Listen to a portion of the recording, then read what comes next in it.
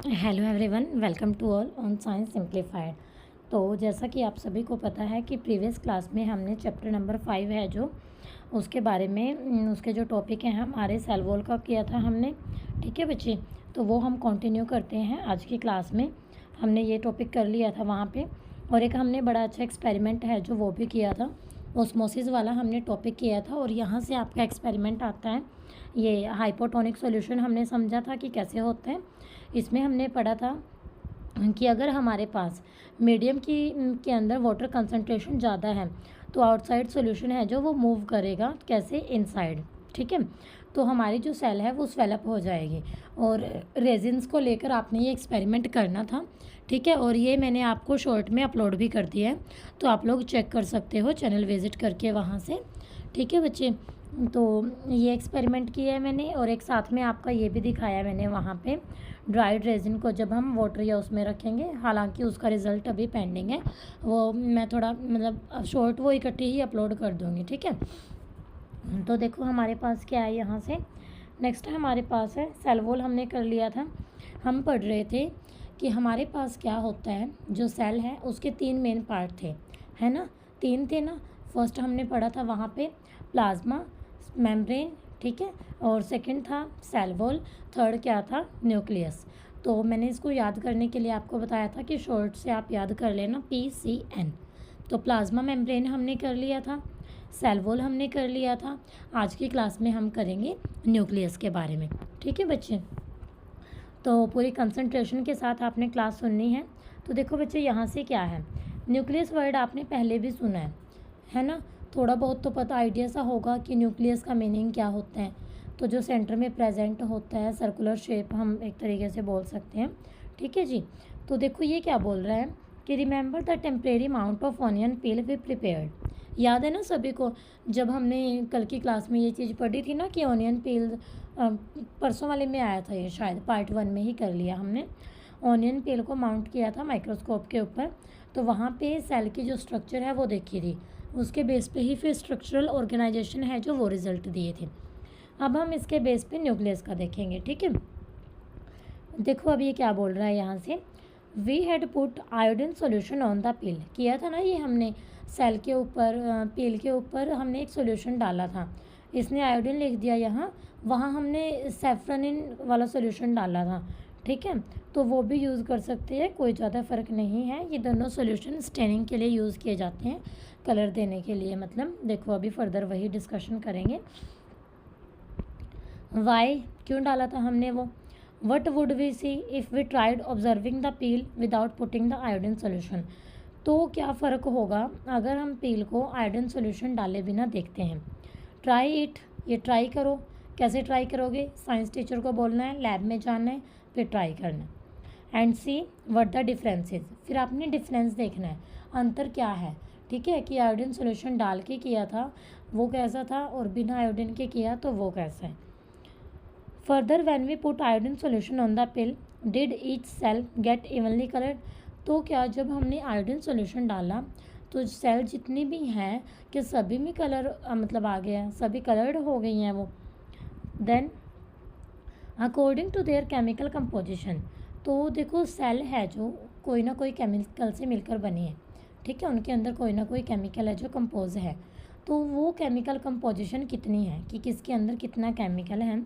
तो जो भी डिफरेंट डिफरेंट रीजन्स हैं सेल के, उनमें डिफरेंट डिफरेंट कलर आ जाते हैं। ठीक है, क्योंकि केमिकल्स के बच्चे अपनी प्रॉपर्टी होती है कलर को एक्वायर करने की भी, कोई कम एक्वायर करता है, कोई ज़्यादा एक्वायर करता है, तो उसके बेस पे ये जो कलर है ये आता है। ठीक है, some region appear darker than other region. तो जो कुछ तो रीजन है वो तो क्या होंगे, डार्कर होंगे, यानी कि कलर थोड़ा ज़्यादा होगा। Apart from iodine solution, iodine solution के बजाय we could also use safranin solution. वही मैंने जब शुरू किया आपको बताई थी ना ये बात कि हमने तो सेफ्रेनिन डाला था, तो इसीलिए बताया इसने कि आयोडीन की बजाय हम सेफ्रेनिन सोल्यूशन भी यूज़ कर सकते हैं, मिथाइलिन ब्लू सोल्यूशन भी यूज़ कर सकते हैं सेल को स्टेन करने के लिए, कलर करने के लिए मतलब। ठीक है, तो ध्यान रखना है आपने, लैब में आप क्या क्या यूज़ कर सकते हो स्टेनिंग को चेक करने के लिए, मतलब जो सेल में कलर्ड को चेक करने के लिए आयोडीन सोल्यूशन कर सकते हो, सेफ्रेनिन यूज़ कर सकते हो, या फिर मिथाइलिन ब्लू का यूज़ कर सकते हो। ठीक है बच्चे। We have observe cell from an onion, जब हमने सेल है जो ऑब्जर्व की है ऑनियन की, let us now observe cell from our own body.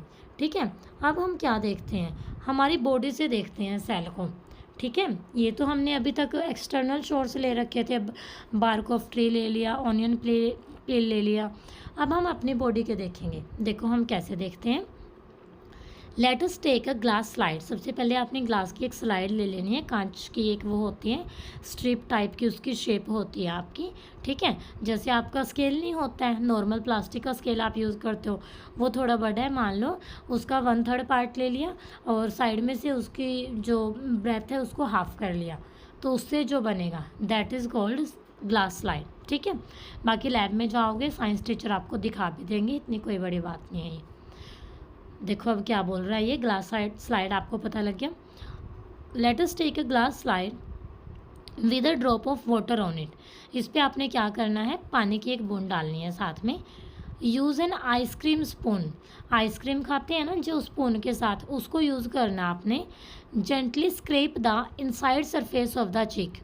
क्या बोल रहा है ये, जो आपके गाल का अंदर वाला हिस्सा है, वहाँ से आपने आइसक्रीम स्पून लेके वहाँ पे जो मटेरियल है उसको रिमूव करना है।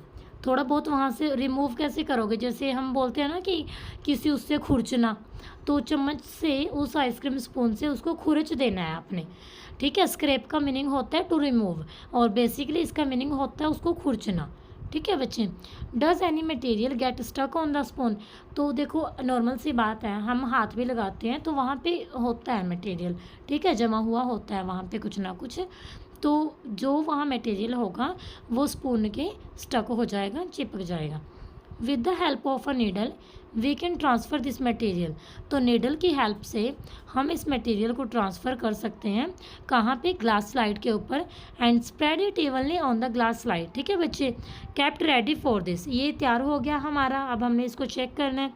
To colour the material we can put a drop of methylene blue solution on it, है ना। तो मटेरियल को कलर करने के लिए हम क्या करते हैं, मिथाइलिन ब्लू जो सोल्यूशन होता है उसके ड्रॉप डालते हैं। Now the material is ready for observation under microscope. तो हमारे पास क्या है, अब जो मटेरियल है हमारा वो रेडी है माइक्रोस्कोप से, अब हम उसके सेल को ऑब्जर्व करेंगे। Do not forget to put a cover slip on it, है ना। ये हमने जब फर्स्ट एक्सपेरिमेंट किया था तब भी ये चीज़ बताई थी, स्पेशल मेंशन करते हैं इसको कि कवर स्लिप है जो वो ज़रूर लगाते हैं, क्योंकि कवर स्लिप अगर ना लगाएं तो जो आपका गिवन सैंपल है वो फोल्ड होने के चांस रहते हैं। ठीक है बच्चे। तो देखो यहाँ से अब ये बोल रहे हैं, व्हाट डू वी ऑब्जर्व, क्या ऑब्जर्व करते हैं हम वहाँ से। What is the shape of the cell we see. तो हमने मतलब जो सैंपल है यहाँ मटेरियल है कौन सा लिया है, इनसाइड द चीक जो होता है ना, गाल के अंदर वाली साइड जो मटेरियल होता है वो लिया है हमने। तो इसीलिए यहाँ पे शेप की बात की है कि उसकी शेप कैसी होगी। Draw it on the observation seat. तो जो आपकी ऑब्जर्वेशन सीट है जहाँ आप पूरा डाटा लिख रहे हो वहाँ पे इसकी शेप को भी आपने ड्रॉ करना है। देखो बच्चे अब क्या होगा यहाँ से, was there a darkly coloured spherical और ओवल। तो क्या मतलब उसका जो डार्क कलर है वो स्फेरिकल शेप है, ओवल शेप है, या फिर वो डॉट लाइक स्ट्रक्चर है। This structure is called nucleus. तो वो जो स्ट्रक्चर मिलती है हमें दैट इज़ कॉल्ड न्यूक्लियस। ठीक है, अब आपको समझ आया कि ये एक्टिविटी हमने क्यों की है। जब हमने ये टॉपिक शुरू किया तो उसमें ऊपर हमारी जो मेन हेडिंग थी दैट वाज न्यूक्लियस। ठीक है, तो हमने यहाँ पे न्यूक्लियस ही बताना था कि न्यूक्लियस क्या होता है, इसीलिए हमने ये इतना तामझाम किया है ताकि आपको न्यूक्लियस प्रॉपरली समझ आ जाए। Were there similar structure in onion peel cell. तो जो ऑनियन पील वाला हमने एक्सपेरिमेंट किया था क्या उसमें भी इस टाइप की कोई स्ट्रक्चर थी। ठीक है बच्चे, ये बताना है हमने। तो यहाँ पे देखो हमारे पास एक्सप्लेनेशन में क्या है, जो इसका कंक्लूजन है, मतलब the nucleus has a double layer covering called nuclear membrane. जो आपका न्यूक्लियस होता है ना, इसमें डबल लेयर की कवरिंग होती है। डबल लेयर मतलब पहले एक लेयर है उसके ऊपर फिर एक और लेयर है, और उस कवरिंग को हम क्या बोलते हैं, उसको बोलते हैं न्यूक्लियर मेम्ब्रेन। ठीक है, मेम्ब्रेन है ये, झिल्ली बोल सकते हो आप इसको एक तरीके से, कवरिंग बस वो। The nuclear membrane has pores which allow the transfer of material from inside the nucleus to its outside. तो देखो क्या है, जो मेम्ब्रेन होती है ना उसके अंदर पोरस होते हैं, छोटे छोटे मतलब होल होते हैं। वो होल क्यों दिए होते हैं? ताकि सेल के अंदर जो मटेरियल है उसको बाहर की तरफ ट्रांसफ़र किया जा सके, ठीक है। और वो मटेरियल क्या होता है? वो होता है आपका साइटोप्लाज्म। क्या होता है वो? आपका साइटोप्लाज्म। ये हम डिस्कस करेंगे अब आगे साइटोप्लाज्म के बारे में अच्छे से। और न्यूक्लियस के अंदर और क्या क्या होता है? एक तो हमने पढ़ लिया कि साइटोप्लाज्म का रोल हो गया यहाँ पे। दूसरा यहाँ पे होता है क्रोमोसोम्स। न्यूक्लियस के अंदर क्या होता है? क्रोमोसोम। क्रोमोसोम क्या होते हैं, मतलब कैसे दिखाई देते हैं? इनकी होती है रोड शेप स्ट्रक्चर, ठीक है। जब सेल डिवाइड होने वाली होती है तो उस टाइम हमें इनकी स्ट्रक्चर है, जो शेप है वो दिखाई देती है, वो आपकी होती है rod shape structure. Chromosomes contain information. अब क्रोमोसोम्स का काम क्या है? क्रोमोसोम्स है जो इन्फॉर्मेशन रखते हैं, यानी कि मैसेज रखते हैं, सूचना रखते हैं। किसके लिए रखते हैं ये सूचना? For inheritance of characters from parents to next generation in the form of DNA, ठीक है बच्चे। तो क्रोमोसोम ही वो स्ट्रक्चर होती है जो इन्फॉर्मेशन रखती है। कैसी इन्फॉर्मेशन? कि पेरेंट्स से लेकर नेक्स्ट जनरेशन यानी कि जो उनके बच्चे हैं, डीएनए की फॉर्म में कौन कौन से करेक्टर हैं, जो कौन कौन सी प्रॉपर्टी है वो ट्रांसफ़र होती है, ठीक है। तो इन्फॉर्मेशन कौन रखता है? क्रोमोसोम्स रखता है। अब डीएनए की फुल फॉर्म आ जाए सपोज आपके पास एग्जाम में 1 मार्क में या 2 मार्क में आ जाता है ये क्वेश्चन। तो डीएनए की फुल फॉर्म क्या होती है? D stands for deoxyribo. D की यहाँ क्या होगी? Deoxyribo. N stands for nucleic and A stands for acid. तो डीएनए की फुल फॉर्म क्या बन गई यहाँ से? डीऑक्सी राइबो न्यूक्लिक एसिड, ठीक है बच्चे। तो हमारे पास जो क्रोमोसोम्स होते हैं इन्फॉर्मेशन कंटेन करते हैं, किसके लिए? पेरेंट टू नेक्स्ट जनरेशन, जो जो करेक्टर है जो वो ट्रांसफ़र होते हैं। क्रोमोसोम्स की शेप की अगर बात करें तो इसकी ना थ्रेड लाइक स्ट्रक्चर होती है, आगे आ भी जाएगा maybe. Chromosomes are composed of DNA and protein. अब क्रोमोसोम्स किससे मिलकर बने होते हैं ये भी हमें पता होना चाहिए ना। तो क्रोमोसोम्स किससे बनते हैं? डीएनए से और प्रोटीन से। तभी तो उसने बोला है इन द फॉर्म ऑफ डीएनए। अब उसके पास डीएनए था तभी डीएनए की फॉर्म में उसने कोई फंक्शन किया है ना। तो क्रोमोसोम्स किससे मिलकर बने होते हैं? डीएनए एंड प्रोटीन से, ठीक है। और जो डीएनए मॉलिक्यूल है इसके अंदर इंफॉर्मेशन के लिए, मतलब ये इंफॉर्मेशन नेसेसरी होती है यहाँ पे ये ट्रांसफ़र करनी है, अभी जैसे ऊपर बताया था। तो और क्या करता है ये? कंस्ट्रक्शन करता है, ऑर्गेनाइजेशन करता है। ऑर्गेनाइजेशन मतलब पर्टिकुलर प्लेस पर क्या क्या क्या होना चाहिए, that is called organisation. Functional segment of DNA are called genes. तो जीन वर्ड सभी ने सुना होगा, है ना। बोल देते हैं ना इसमें तो पेरेंट्स वाले जीन्स हैं, इसमें तो इस तरह इसलिए ये गुण है, वो जीन्स हैं। तो जीन्स का मीनिंग यही होता है जो प्रॉपर्टी आपकी पेरेंट्स से आपके अंदर होती है। आपने मतलब स्टूडेंट्स जैसे आप लोग हो तो आप ऑब्ज़र्व भी करते होगे, आपके फादर के कर्ली हेयर है तो मे बी आपके भी कर्ली हेयर हो, ठीक है। आपकी मदर की जैसे नाक है मे बी आपकी नाक वैसी हो, बाल की स्ट्रक्चर है जो वो मिल जाती है, मतलब कई प्रॉपर्टी होती हैं। तो जो फंक्शनल सेगमेंट होता है, ये जो फंक्शन होते हैं डीएनए जो करता है प्रॉपर्टी ट्रांसफ़र का, that's called genes. In a cell which is not dividing, ठीक है, this DNA is present as part of chromatin material. तो मटेरियल कौन सा होता है जिससे डीएनए मिलकर बना होता है? दैट इज़ क्रोमेटिन, ठीक है बच्चे। अब क्रोमेटिन मटेरियल विजिबल होता है, ये क्या बोल रहा है देखो यहाँ से, क्रोमेटिन कैसा दिखाई देता है मतलब ये बताएगा अभी। तो chromatin material is visible as entangled mass of thread like structure. Entangled word है जो यहाँ पे, इसको हाईलाइट कर लो आप लोग, पेंसिल है तो आपके हाथ में इसको अंडरलाइन कर लो, ठीक है, क्योंकि थोड़ा अलग सा है ये वर्ड आपका। एंटेंगल्ड का मीनिंग होता है उलझा हुआ, ठीक है, और थ्रेड होता है धागा, ये तो चलो पता ही होगा, कॉमन यूज़ का है डेली लाइफ का। तो जो क्रोमेटिन मटेरियल होता है एक उलझे हुए धागे जैसी इसकी स्ट्रक्चर होती है, entangled mass of thread like structure. Whenever the cell is about to divide, जब सेल डिवाइड होती है, the chromatin material get organised into chromosomes. तो जो क्रोमेटिन होता है ना अपने आप को ऑर्गेनाइज करता है, क्रोमोसोम्स बनना शुरू हो जाते हैं, ठीक है बच्चे, यानी कि जो वो एंटेंगल था अब वो नॉर्मल हो जाएगा, ठीक है जी। The nucleus play a central role in cellular reproduction. तो न्यूक्लियस का और काम क्या होता है, इसके फंक्शन देख रहे हैं ना हम वन बाय वन। तो इसका एक और इम्पोर्टेंट रोल होता है, दैट इज़ सेलुलर रिप्रोडक्शन। री होता है दोबारा से, प्रोडक्शन मीन्स प्रोड्यूस होना, बनना। तो सेल है जो आगे से आगे डिवाइड होती रहती है, ठीक है, that is called cellular reproduction. देखो ये बता भी रहा है इसकी डेफिनेशन हमें, the process by which a single cell divide and form 2 new cells. ठीक है, एक सिंगल सेल यानी कि एक कोशिका आपकी डिवाइड होके 2 नई कोशिका बनाती है। ठीक है बच्चे, it also plays a crucial part along with the environment. Environment में भी ये इंपॉर्टेंट रोल प्ले करता है। कैसे करता है देखो, in determining the way the cell will develop and what form it will exhibit at maturity. ठीक है, यहाँ पे क्या होता है, ये डिटरमाइन करता है, पता करता है, क्या पता करता है, the way the cell will develop, कि जो सेल है वो कैसे डेवलप होगी, कैसे उसकी ग्रोथ होगी, कैसे एक छोटी सेल थी कैसे बड़ी सेल बनी है, क्या क्या उसमें मतलब चेंजेस हैं जो ऑब्जर्व हुए हैं during its growth, and what form it will exhibit, तो क्या फॉर्म उसकी बन गई, क्या शेप बनी है उसकी। ठीक है, एट मैच्योरिटी, जब वो मैच्योर होगी, by directing the chemical activity of the cell. तो वो कैसे देखते हैं, किस चीज़ का ध्यान रखते हैं, जो केमिकल एक्टिविटीज़ होती हैं।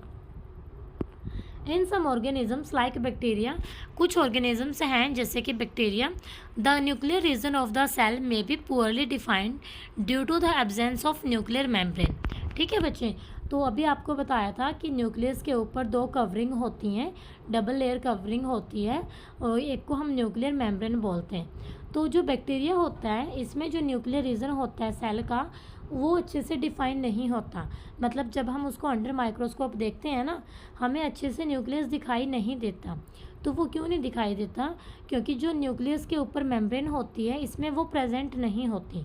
ठीक है, तो यहाँ से आपको एक बात और पता लगी कि सिर्फ न्यूक्लियस ही नहीं, जो न्यूक्लियस के ऊपर डबल कवरिंग है वो भी होना ज़रूरी है न्यूक्लियस को प्रॉपर्ली देखने के लिए। Such an undefined nuclear region containing only nucleic acid is called nucleoid. ठीक है, तो ये जो न्यूक्लियर रीजन जिसको हम डिफाइन नहीं कर पा रहे, इसीलिए यहाँ पे वर्ड यूज़ किया गया है अनडिफाइंड। ठीक है, यानी कि ये न्यूक्लियर रीजन जिसको हम डिफाइन नहीं कर पा रहे, तो उसके अंदर सिर्फ न्यूक्लिक एसिड है। क्या है, उसके अंदर सिर्फ न्यूक्लिक एसिड है, और इसीलिए हम इसको क्या बोलते हैं, न्यूक्लियोइड। क्या बोलते हैं हम इसको, न्यूक्लियोइड। इंपॉर्टेंट है, यहाँ से इसको हाईलाइट कर लो न्यूक्लियोइड को, इसकी डेफिनेशन को। Such organisms whose cell lack a nuclear membrane, ऐसे ऑर्गेनिजम्स जिनके अंदर न्यूक्लियर मेम्ब्रेन नहीं होती, लैक का मीनिंग होता है कमी होना किसी चीज़ की, आर कोल्ड प्रोकैरियोटिक। इसको हम क्या बोलते हैं, प्रोकैरियोटिक। तो प्रोकैरियोटिक आपका क्या होता है, प्रोकैरियोटिक का मीनिंग होता है organism whose cell lack a nuclear membrane, और you can define it as prokaryotic are those organisms which have absence of nuclear membrane, जिसमें न्यूक्लियस मेम्ब्रेन है जो एब्सेंस होती है।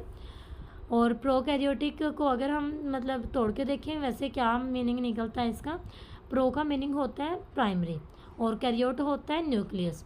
ठीक है, तो ये प्रिमिटिव या फिर कैरियोन बोल सकते हो आप इसको, न्यूक्लियस के बिना जो होती हैं।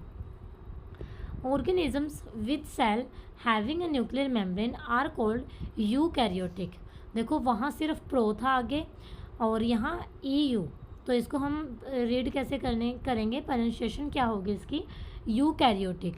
ठीक है, क्या पढ़ोगे आप इसको, यूकैरियोटिक। तो जिनके पास न्यूक्लियर मेम्ब्रेन होती है, प्रेजेंट होती है, उनको बोलते हैं यूकैरियोटिक, और जिनके अंदर वो एब्सेंट होती है उनको हम बोलते हैं प्रोकैरियोटिक। उसके बाद है देखो प्रोकैरियोटिक की आपको पिक्चर दिखा रखी है यहाँ 5.4 में। अब देखो प्रोकैरियोटिक जो सेल हैं also like most of the other cytoplasmic organelles. जो प्रोकैरियोटिक है ना, इनमें हमारे पास और भी कई चीज़ों की कमी होती है। ठीक है, जो यूकैरियोटिक में हमारे पास प्रेजेंट होते हैं। तो many of the function of such organelles are also performed by poorly organised part of the cytoplasm. ठीक है बच्चे, तो हम यहाँ ये पढ़ने लग रहे थे कि जो ज़्यादातर फंक्शन होते हैं ऑर्गेनेल्स के, वो साइटोप्लाज्म के ही काफ़ी पार्ट हैं जो परफॉर्म कर देते हैं। ये देखो ये प्रोकैरियोटिक सेल है, न्यूक्लियोइड दिखा रखा है इसमें, सिर्फ न्यूक्लिक एसिड होता है, राइबोसोम प्रेजेंट है, प्लाज्मा मेम्ब्रेन भी है, सेल वॉल भी है। क्या नहीं है यहाँ पे नहीं है न्यूक्लियर मेम्ब्रेन, न्यूक्लियस, तभी इसको हम बोल रहे हैं प्रोकैरियोटिक। उसके बाद है देखो ऊपर, the chlorophyll in photosynthetic prokaryotic bacteria is associated with membranes vessels.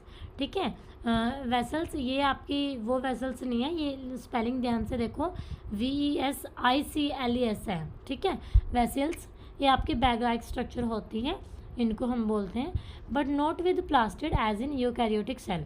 तो जो क्लोरोफिल होता है ना फोटोसिंथेटिक में जो यूज़ होता है, तो वो मेम्ब्रेन्स वेसल्स के साथ जुड़ा हुआ होता है। ठीक है, यहाँ पे नहीं होता ये, यूकैरियोटिक में प्लास्टिड के साथ जुड़ा हुआ ये नहीं होता। ठीक है, अब जो ये साइटोप्लाज्म वर्ड आया है, इसका मीनिंग समझते हैं, इसके फंक्शन समझते हैं, कहाँ प्रेजेंट होता है, क्या क्या इसके फंक्शन होते हैं। तो साइटोप्लाज्म को तो पढ़ ही लेते हैं ना, आज एक बार देख लेते हैं, ये ज़्यादा लेंथी तो नहीं है। साइटोप्लाज्म को पढ़ लेते हैं बच्चे, ठीक है, नहीं तो फिर ऐसे तो चैप्टर आपका 7-8 क्लास में भी पूरा नहीं होगा। देखते हैं, बट ये है चलो जितना काम करवाया जाता है, मेन थिंग इज़ कि वो आपको समझ आना चाहिए। ठीक है, अभी बहुत टाइम है आपके एग्ज़ाम्स में, सारी चीज़ों में, तो सिलेबस आराम से इसीलिए करवाया जा रहा है कि आपको जितना करवाया है वो आप अच्छे से पूरी क्लास देख सको, एक क्लास को एक दिन में। चलो कर लेते हैं हम साइटोप्लाज्म को भी यहाँ से। When we look at the temporary mount of onion peel, ठीक है, वही कि जब हम ऑनियन पील को देखते हैं, माउंट जब हमने उसको कर रखा है, एज वेल एज ह्यूमन चिक सेल्स। ये जब हमने आज की क्लास स्टार्ट की वहाँ पे बताया था ना, चिक सेल है, जो चिक वाला जो इनसाइड का मटेरियल है, आइसक्रीम स्पून की हेल्प से उसको हमने स्क्रैप कर लिया था, रिमूव कर लिया था। तो वो जो चिक सेल थी, जो ऑनियन पील था, वहाँ पे हम क्या देखते हैं, we can see a large region of each cell enclosed by the cell membrane. ठीक है, तो हम क्या देखते हैं कि जो ज़्यादातर रीजन होता है सेल का, वो किससे घिरा हुआ होता है। This region takes up very little stain. इस रीजन में हम क्या देखते हैं कि थोड़ा बहुत स्टेनिंग हो जाती है, यानी कि थोड़े बहुत कलर्ड है जो वो आ जाता है। It is called the cytoplasm. इसको ही हम क्या बोलते हैं बच्चे, साइटोप्लाज्म बोलते हैं। ठीक है, यानी कि एक ये रीजन होता है सेल के अंदर जो सेल मेम्ब्रेन से एनक्लोज होता है। ठीक है जी, this cytoplasm is the fluid. ये साइटोप्लाज्म क्या होता है, एक तरह से मतलब इसके अंदर फ्लूइड होता है और उसको हम क्या बोलते हैं, प्लाज्मा मेम्ब्रेन। क्या बोलते हैं हम उसको, plasma membrane. It also contain many specialised cell organelles. मतलब और भी अलग अलग इसके अंदर ऑर्गेनल्स हैं, जो पार्ट हैं जो सेल के प्रेजेंट होते हैं। Each of this organelles perform a specific function for the cell. तो ये तो बात हमने पहले भी पढ़ी है कि जो ऑर्गेनल्स होते हैं इनका काम क्या होता है, एक स्पेसिफिक फंक्शन करना, यानी कि सबका अपना एक काम डिवाइड होता है। Cell organelles are enclosed by membrane. Cell organelles हैं जो किससे एनक्लोज होते हैं, मेम्ब्रेन से। ठीक है, अभी ऊपर बताया हमने सेल मेम्ब्रेन। उसके बाद अब प्रोकैरियोटिक यूकैरियोटिक में बात करेंगे ये कैसे होता है। इन prokaryotic beside the absence of defined nuclear region. ये तो हमें पता है कि प्रोकैरियोटिक में न्यूक्लियर रीजन है जो वो नहीं पाया जाता, इसीलिए उसने लिखा है बिसाइड द एब्सेंस ऑफ। ठीक है, कि वो तो पता है कि वो नहीं होता, उसकी बजाय the membrane bound cell organelles are also absent. तो जो ये मेम्ब्रेन बाउंड सेल ऑर्गेनल्स होते हैं ये भी क्या होते हैं, एब्सेंट होते हैं। ऑन द अदर हैंड, दूसरी तरफ, the eukaryotic cell have nuclear membrane as well as membrane enclose organelle. ठीक है, ये क्वेश्चन आएगा आपके पास आगे, तो वो फिर मैं नहीं करवाऊंगी। अगर अभी से आप इनको अच्छे से समझ लोगे तो आप खुद कर लोगे उसको आराम से। तो ये बोल रहा है कि प्रोकैरियोटिक में न्यूक्लियर रीजन भी एब्सेंट होता है, मेम्ब्रेन बाउंड ये भी एब्सेंट होता है। यूकैरियोटिक में न्यूक्लियर रीजन भी प्रेजेंट होता है, न्यूक्लियर मेम्ब्रेन भी प्रेजेंट होती है। ठीक है जी। The significance of membranes can be illustrated with the example of virus. तो मेम्ब्रेन के बारे में और अच्छे से समझने के लिए हम वायरस के एग्जाम्पल की बात करते हैं। क्या क्यों करेंगे, देखो, क्योंकि जो वायरस होते हैं ना, इनमें कोई मेम्ब्रेन नहीं होती। ठीक है, और इसीलिए do not show characteristics of life until they enter a living body. अगर वो बाहर है ना, तो बाहर उनका होने का कोई नुकसान नहीं है, जब वो बॉडी के अंदर एंटर करेंगे तब वो अपना काम करेंगे। ठीक है, क्योंकि वो हमारी बॉडी की जो सेल की मशीनरी है उसका यूज़ करते हैं। वो देखो कितने चालाक होते हैं वायरस, है ना, बाहर रहने का तो उनका फिर कोई फ़ायदा ही नहीं है, इसीलिए तो फिर वो आपकी बॉडी के अंदर आते हैं, इतनी तरह की बीमारियां लगती हैं आपको। तो आपने सब ध्यान रखना है, ठीक है बच्चे, कि कैसे खाना चाहिए, किस तरह से, किस टाइम पे क्या लेना चाहिए अकॉर्डिंग टू वेदर। ओके, ये तो क्वेश्चन आ गया है अब आपके पास। Fill in the gaps in the following table, ये वही क्वेश्चन आ गया मैं अभी बात कर रही थी, है ना, प्रोकैरियोटिक यूकैरियोटिक का। चलो मैं फिर भी बता देती हूँ। न्यूक्लियर रीजन है जो प्रोकैरियोटिक में प्रेजेंट होता है ना, और इसके अंदर प्रोकैरियोटिक में एब्सेंस होता है, इसके अंदर प्रेजेंट होता है। ये तो ज़्यादा काम इसने अपने आप ही कर रखा है, एक साइड फिल कर ही रखा है, ठीक है। अभी नेक्स्ट है हमारे पास सेल ऑर्गेनेल्स। सेल ऑर्गेनेल्स का टॉपिक है जो हम नेक्स्ट की क्लास में करेंगे बच्चे, क्योंकि या फिर सेल ऑर्गेनेल्स और करके ईआर को नेक्स्ट में कर लेंगे, ठीक है। सेल ऑर्गेनेल्स कर लो, फिर आगे सेल ऑर्गेनेल्स जितने भी हैं उनको करना है हमने। एक ये और कर लेते हैं, छोटा सा ही टॉपिक है, ठीक है। नेक्स्ट क्लास में फिर मे भी चैप्टर कंप्लीट ही हो जाए आपका। तो देखो क्या है सेल ऑर्गेनेल्स, मतलब सेल के अंदर जो जो पार्ट है उनके फंक्शंस डिटेल में तो आगे पढ़ेंगे, यहाँ जस्ट इंट्रोडक्शन करवा देंगे उनका, ठीक है। तो every cell has a membrane around it to keep its own content separate from the external environment. तो जितनी भी सेल होती हैं, ठीक है, उनमें एक मेम्ब्रेन होती है, एक लेयर होती है इसके साइड में। वो क्यों होती है कि एक तो बाहर का एनवायरनमेंट है और एक सेल के अंदर कुछ है, तो बाहर के एनवायरनमेंट से सेल के इनसाइड मटेरियल को अलग रखने के लिए, उसकी कोई डिस्टर्बेंस सेल के अंदर ना हो, तो वो उसके लिए होती है वो, ठीक है। लार्ज एंड कॉम्प्लेक्स सेल्स, तो जो लार्ज और कॉम्प्लेक्स सेल होती हैं उनमें क्या होता है, including cell from multi cellular organisms. तो जो लार्ज और कॉम्प्लेक्स सेल होती हैं ना, मतलब उसमें वो मल्टी सेलुलर ऑर्गेनिजम्स की भी सेल की बात करते हैं हम, need a lot of chemical activity to support. तो उनको बहुत ज़्यादा एक्टिविटीज़ वहाँ पे होती रहती हैं, क्यों, क्योंकि उनकी स्ट्रक्चर है जो वो कॉम्प्लिकेटेड होती है, ठीक है, और जो फंक्शन वो करते हैं तो उसके लिए एक्टिविटीज़ की ज़रूरत होती है। To keep these activities of different kind separate from each other, these cells use membrane bound little structure और ऑर्गेनेल्स। तो ऑर्गेनेल्स हमने पहले भी डिफ़ाइन किए हैं, फर्स्ट डे भी डिफ़ाइन किए थे, कल की क्लास में भी ऑर्गेनेल्स के बारे में डिस्कशन हुई थी, ठीक है बच्चे। तो ये क्या करते हैं, इनके अलग अलग तरह के फंक्शन होते हैं। मेम्ब्रेन बाउंड लिटल स्ट्रक्चर, ठीक है, ऑर्गेनेल्स होते हैं आपके। This is one of the feature, ये एक मतलब फीचर होती है, एक गुण होता है इनका, of the eukaryotic cells. Eukaryotic कौन से थे, जिसमें हमारे पास न्यूक्लियर रीजन प्रेजेंट था। Eukaryotic cell that distinguish them from prokaryotic. तो ये भी एक प्रॉपर्टी होगी, है ना, यूकैरियोटिक और प्रोकैरियोटिक को समझने के लिए। Some of these organelles are visible only with an electron microscope. तो कुछ ऑर्गेनेल्स तो थे आपके जो कंपाउंड माइक्रोस्कोप से भी देखे जाते थे, और कुछ ऑर्गेनेल्स हैं आपके जो इलेक्ट्रॉन माइक्रोस्कोप से ही देखे जाते हैं। We have talked about the nucleus in a previous section. तो हमने अभी जो आज का जैसे स्टार्ट की थी, जो आज की क्लास, उसमें हमने न्यूक्लियस से स्टार्ट किया था, भूले तो नहीं ना, आज की क्लास की ही बात थी वो तो।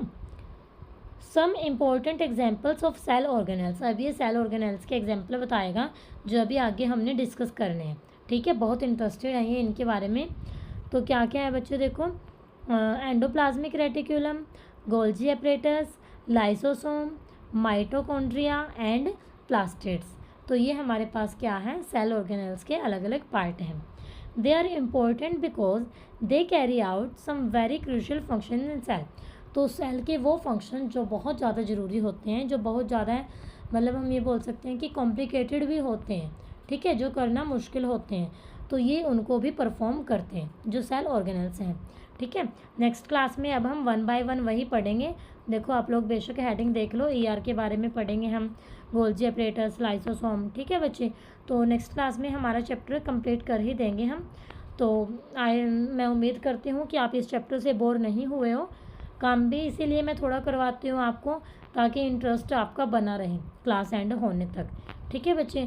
तो जो स्टूडेंट आज पहली बार ये क्लास देख रहे हैं, एक तो मैं आपसे रिक्वेस्ट करूँगी कि पहले आप इस चैप्टर के पार्ट 1 को देखें, पार्ट 2 को देखें, फिर पार्ट 3 पे आएँ, ठीक है बच्चे, तब आपको अच्छे से समझ आएगा। एकदम सोचोगे पार्ट 3 समझ आ जाए तो वो नहीं, ऐसे नहीं होता बच्चे। सीरियल वाइज चलोगे, बेस करोगे पहले अपना प्रिपेयर, तभी फिर सेकंड लेवल है जो वो समझ आएगा आपको। एक ये होता है कि आप लोग वीडियोस भी देखते रहते हो, ठीक है, बेनिफिट भी मिलता है सब, लेकिन चैनल को आप लोग सब्सक्राइब नहीं करते, ठीक है। तो चैनल को सब्सक्राइब ज़रूर किया करो और वीडियो को लाइक भी करना अगर आपको पसंद आती है, ठीक है। अगर नहीं पसंद आती तो कमेंट बॉक्स में आपने बताना है, आपका जो भी सजेशन है तो वो चीज़ आपने मेंशन करनी है। तो होप सो आपको आज की क्लास पसंद आई होगी बच्चे।